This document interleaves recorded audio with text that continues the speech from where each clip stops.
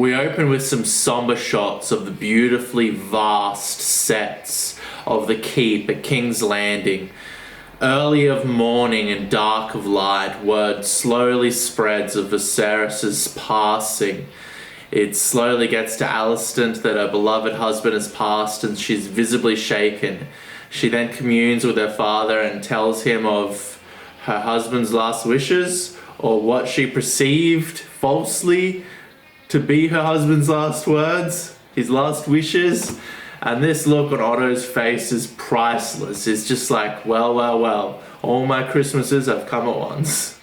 He told me he wished for Aegon to be king.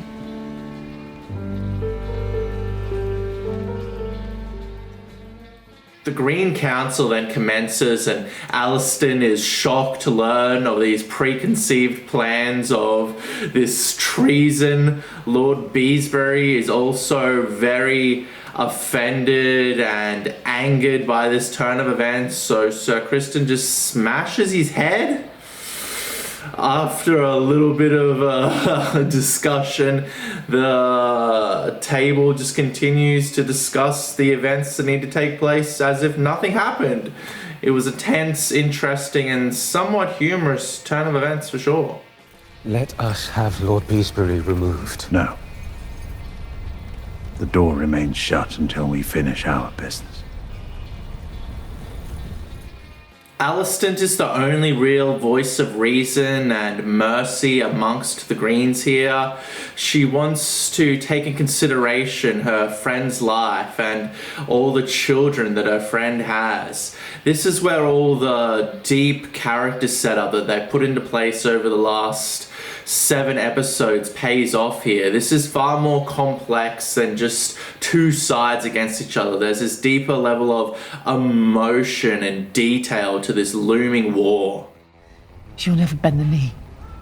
Nor will Daemon, which you know.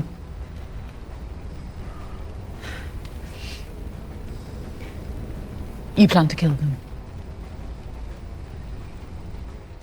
To further add to the suspense, Aegon, now king, now the most powerful person in the kingdom, is missing. Alicent and Otto both send out 2 different groups of men to capture him and sway him to their side. This is a really interesting character here to be pushed into power. He's so flawed and broken and alcoholic, and this ticking clock element here of trying to get the king and try to put all the pieces together and in place just gives it this momentum and excitement. Where is Aegon? Not here. He's not in his rooms.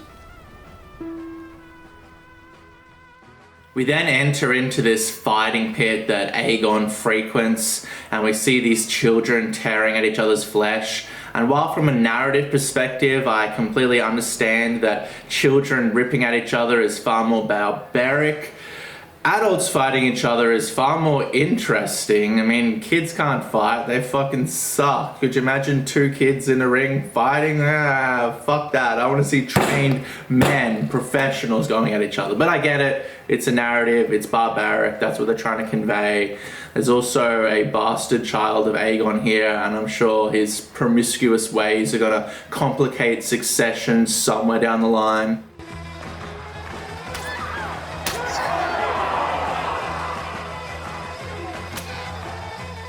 Aemond expresses his want for the crown to Sir Criston here, and this just really shows these political machinations in play just on the green side. They're not all consolidated in their wants. There's all this turmoil and tension just bubbling away on the surface, even just on the green side.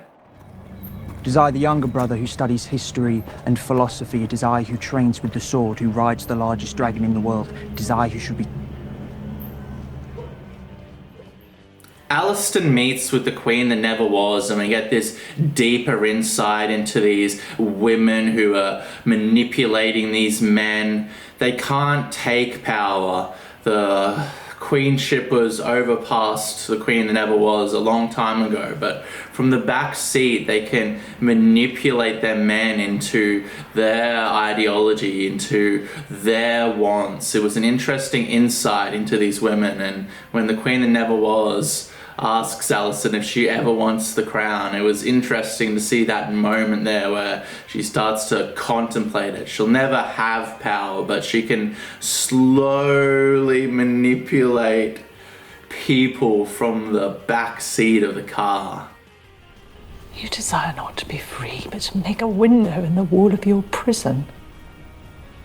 Have you never imagined yourself on the Iron Throne? In proper drunkard fashion, Aemond is found passed out under the altar in the Grand Sept. We get a little bit of action here and some sword play, and after this conflict is resolved, Alicent is the one that captures her son, and when she brings him into her confidence, she urges him to have mercy and have a heart when thinking of her childhood friend and all her children and what will become of them now that they've crowned Aegon king. I have no wish to rule, no taste for duty. I'm not suited.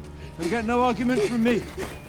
Alicent finally confronts her father about his deep manipulations of her here. He used her just as a pawn on the chessboard, pushing her around, trying to get his own wants. We know that he also is pushing for the kingdom not to fall into complete chaos, so he kind of has these good motivations behind him. But I mean, he's a slimy piece of shit. We all know that, and Alicent calls him out here. And for the time being, he subsides. She's like, hey, I'm going to tell Aegon whatever I want, and I'm going to direct him. You'll have no part in this. But really, she should just lean into his politicking and take advantage of her father's expertise. Our hearts were never one. I see that now. Rather, I've been a piece that you moved about the board. If that is true, then I made you Queen of the Seven Kingdoms. Would you have desired it otherwise? How could I know? I wanted whatever you impressed upon me to want. Then we get this Tarantino-esque foot fetish sequence. Grima Wormtongue, he fucking, what's his name? Sir Lionel, Sir Laurel, let's just call him Grima Wormtongue. Grima Wormtongue has a foot fetish because his feet are all fucked up. I'm not a devout student of Freud, but I don't think that's how fetishes are formed. Maybe it's just a coincidence. Maybe if he had two normal feet, he'd also have this Tarantino-esque foot fetish. Who knows? In any case, it's rather creepy and disgusting that the pleasure is one-sided. Alicent appears to take no pleasure from old Grima jacking it. Sometimes you just need to let a guy look at your feet and jack it to get some information, I guess.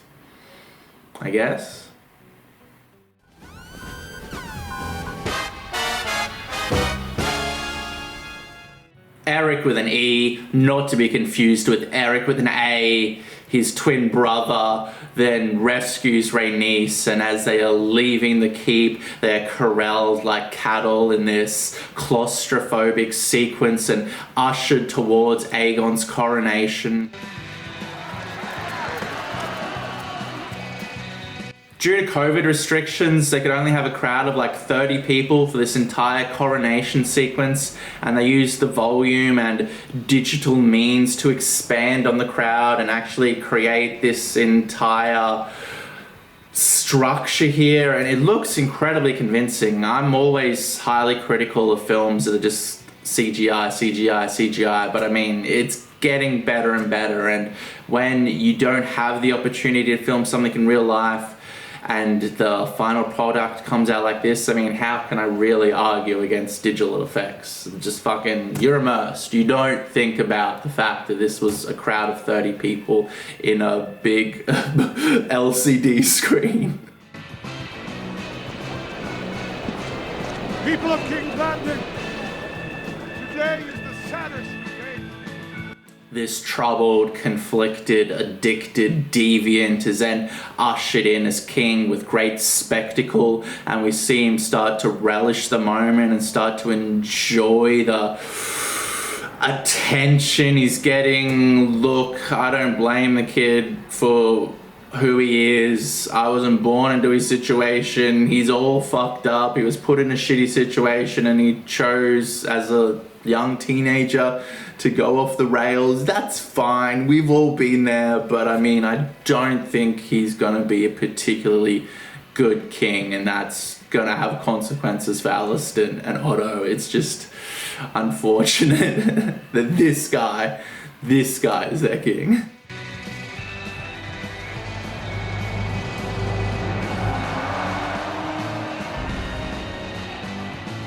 This is the most contentious moment in this episode. It's not in the book. It's when Rhaenys explodes through the ground during the coronation and shenanigans ensue.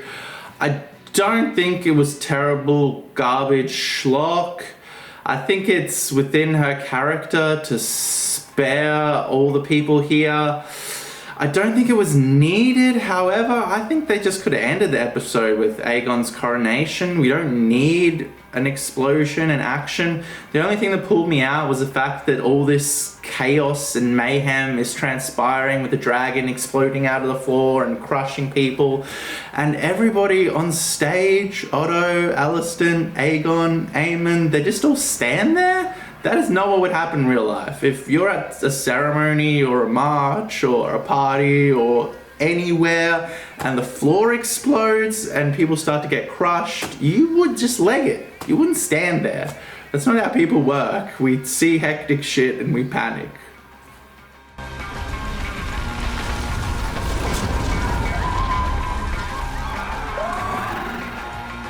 In conclusion, this was a good episode. It was a little bit boring without the blacks, and it was nowhere near as good as episode 8 or episode 10, but I mean, every episode doesn't need to surpass the next. That's not how the flow of a season goes. This is showing the rush and the scramble that the Greens have to go through once the king dies, and it did that well. The pacing was very exciting. I was on the edge of my seat a lot of the time. No grand events transpired other than Aegon being crowned, but I mean, it looked nice.